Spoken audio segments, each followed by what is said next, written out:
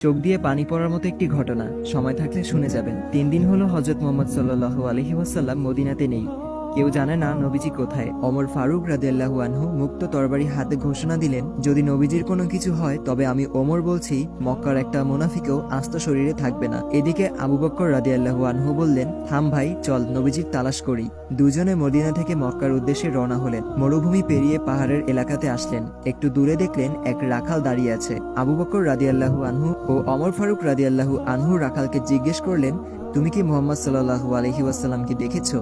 রাখাল উত্তরে বলল, আমি মুহাম্মদ সাল্লাল্লাহু আলাইহি ওয়াসাল্লামকে চিনি না এবং আপনাদেরকেও চিনি না, তবে ওই পাহাড়ের উপরে একজন লোক ইয়া উম্মতি বলে কাঁদছেন। আবু বকর রাদিয়াল্লাহু আনহু ও ওমর ফারুক রাদিয়াল্লাহু আনহু বুঝতে বাকি ছিল না ওই লোক আর কেউ না, দয়াল নবীজি হযরত মুহাম্মদ সাল্লাল্লাহু আলাইহি ওয়াসাল্লাম। রাখাল আবার বলল, লোকটির সাথে সাথে আমার সব উট ভেড়াগুলো কাঁদতেছে আর খাওয়া বন্ধ করে দিছে, আপনারা ওনাকে নিয়ে যান, তা না হলে আমার সব উট ভেড়াগুলো কাঁদতে কাঁদতে মরে যাবে। আবু বকর রাদিয়াল্লাহু আনহু ও ওমর ফারুক রাদিয়াল্লাহু আনহু পাহাড়ে গিয়ে দেখলেন দয়াল নবীজি সেজদারত অবস্থায় ইয়া উম্মতি বলে কাঁদছেন। নবীজির কষ্টে আবু বকর রাদিয়াল্লাহু আনহু বললেন, ইয়া রাসূলুল্লাহ, আমি আবু বকর ইসলাম গ্রহণ করার পর থেকে যত আমল করেছি সব আপনার উম্মতকে দিয়ে দিলাম, আপনি দয়া করে মাথা উঠান। নবীজি মাথা উঠায় না। এবার ওমর ফারুক রাদিয়াল্লাহু আনহু বললেন, ইয়া রাসূলুল্লাহ, আমি ওমর যে আপনার মাথা নিতে গিয়ে নিজের মাথা দিয়ে দিয়েছি, সে আপনার উম্মতের জন্য সব আমল দিয়ে দিলাম।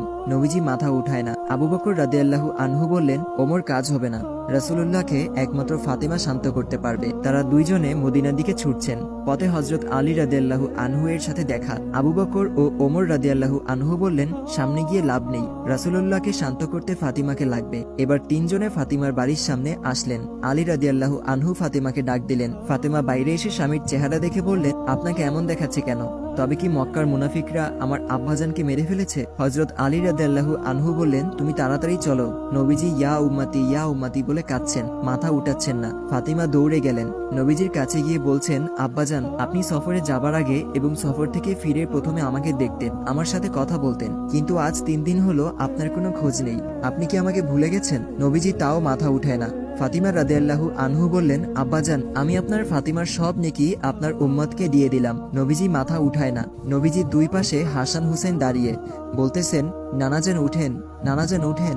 নবীজি মাথা উঠায় না। হঠাৎ ফাতিমা রাদিয়াল্লাহু আনহু বলে উঠলেন, আব্বাজান, আপনি উঠেন, আমি আপনার উম্মতের জন্য আমি হাসান হুসেনকে কুরবানি দিয়ে দিলাম। আল্লাহু আকবার, আল্লাহু আকবার, আল্লাহু আকবার। এবার নবীজি মাথা উঠালেন আর বললেন, ফাতেমা, তুমি কি দোয়া করলা? আমার আল্লাহ তোমার দোয়া কবুল করে ফেলেছেন। নবী রাসূল সাহাবীদের রক্ত ঝরানোর কারণেই সেই দিন আজ আপনার আমার কাছে আসতে পেরেছে। আসুন আল্লাহর হুকুমগুলো নবীর তরিকায় পালন করার চেষ্টা করি।